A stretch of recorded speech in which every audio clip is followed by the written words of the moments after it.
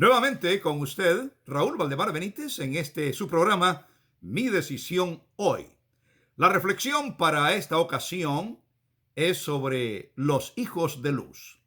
La luz ha sido usada como ilustración en la Biblia para explicar un poco sobre el bien y la verdad.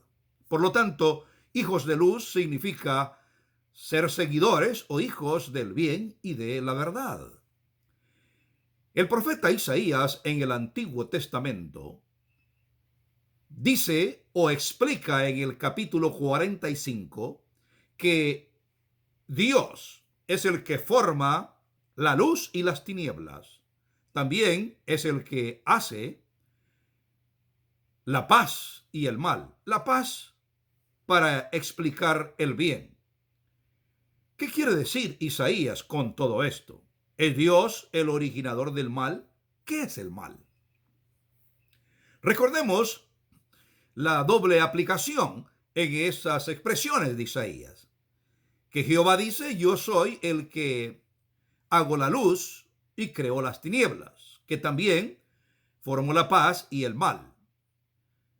Los atributos de Dios, absolutos atributos, son que es luz, es energía, es poder, y también que Él es el bien supremo.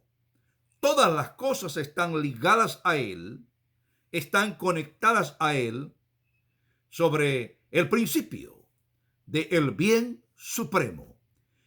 Habría mucho que hablar acerca del bien supremo y sin duda alguna dedicaremos una reflexión especial para ese tema del bien supremo. Pero en este caso quiero que miremos la contraparte de la luz y la contraparte del bien. Los atributos propios de Dios son el poder, la energía que está revelado en la luz y el bien supremo. Ahora, la contraparte de eso, la negación de eso, no es atributo, sino que es sencillamente la negación o el alejamiento, el contrarrestar, el separarse de esos atributos. Tal lo es las tinieblas. Las tinieblas no tienen un atributo, una sustancia en sí. Las tinieblas no es una energía, sino que es la ausencia misma de ese poder, de esa energía misma, de ese calor especial, de la luz. Así lo mismo lo es el mal. El mal no es un atributo. No es que un individuo sea malo, es que un individuo sea para todo el bien.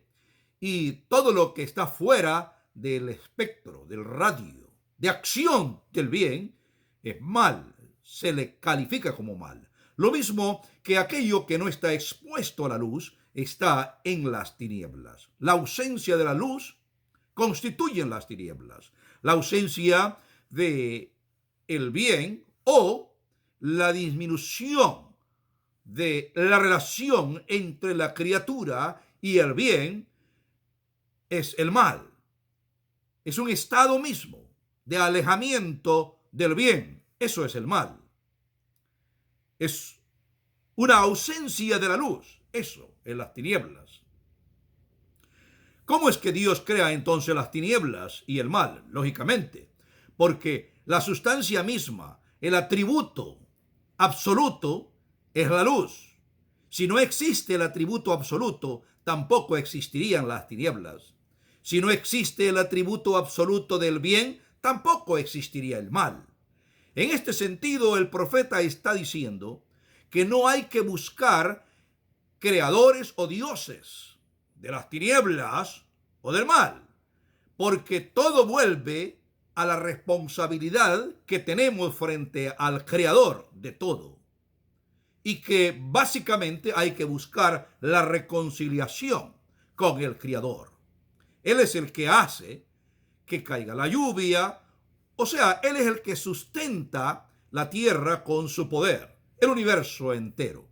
Si leemos el capítulo 45 de Isaías, el contexto del verso 7, en donde él expresa que Dios ha formado la luz y las tinieblas, el bien y el mal, encontraremos este principio de que Él es el creador de todo.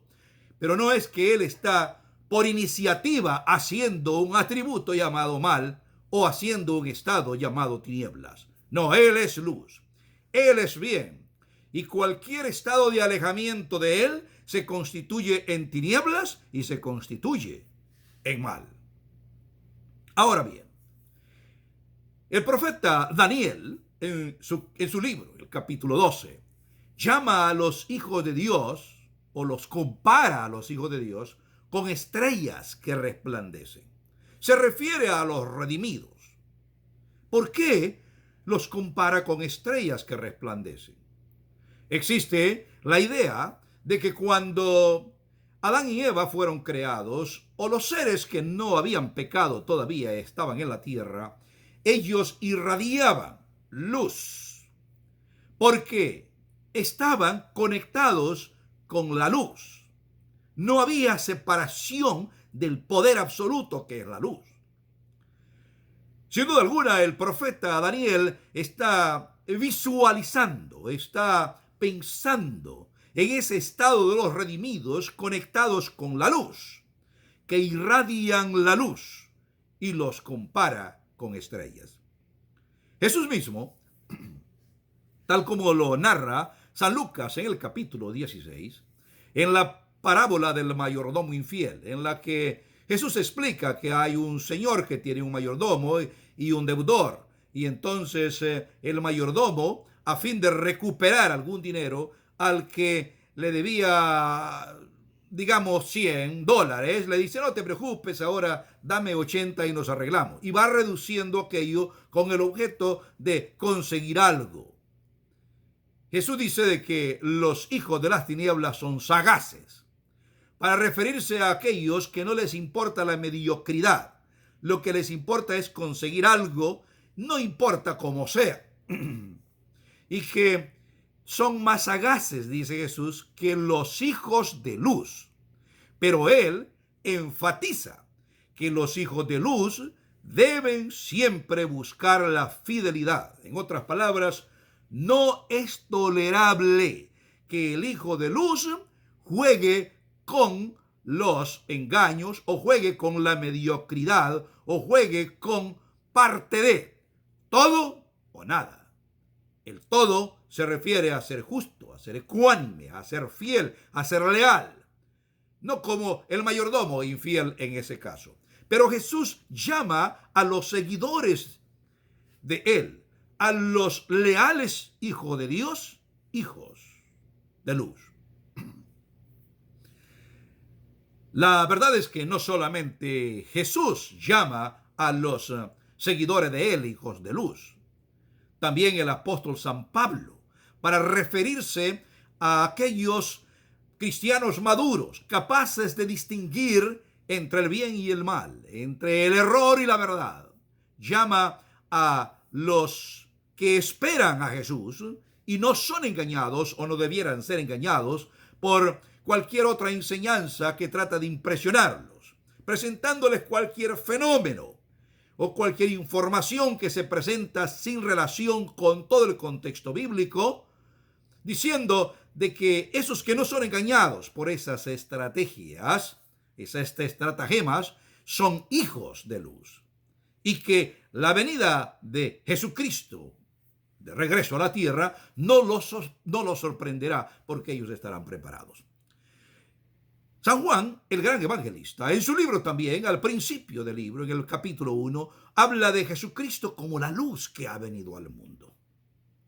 Él es la luz, el creador, pero es la luz que viene también para rescatar, para redimir al mundo. Y luego, en el capítulo 8 de su libro, hace un contraste. Primero presenta a Jesús siendo la luz del mundo, y aquellos que le siguen no tendrán más vida en las tinieblas, sino que tendrán la lumbre de la vida. Eso lo dice en el verso 12.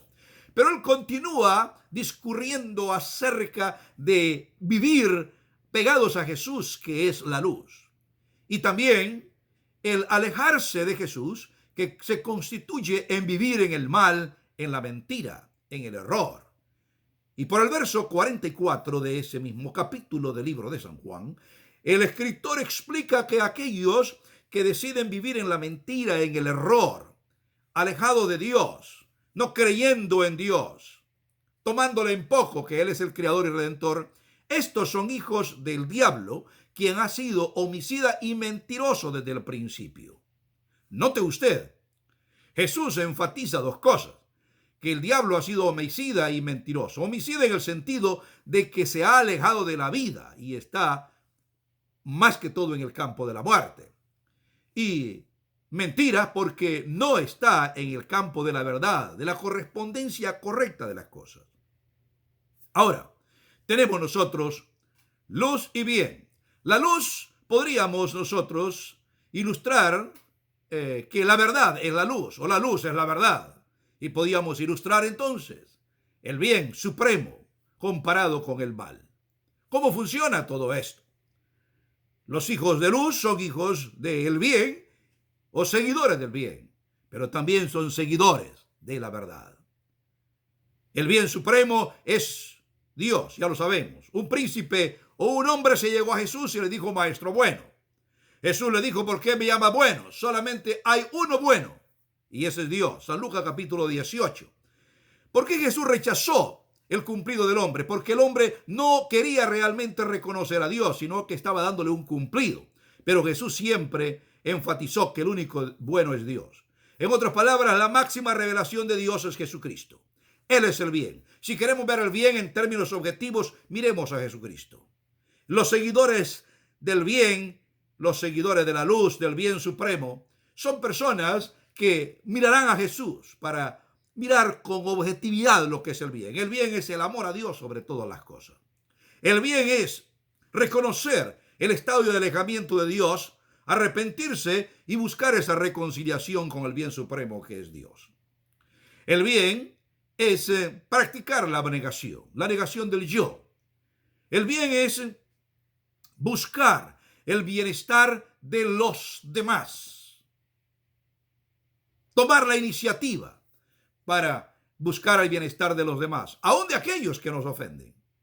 Y no solamente una acción seca, vacía de amor, pero un amor abnegado, en el que sentimos la conexión con los demás. Eso es el bien supremo.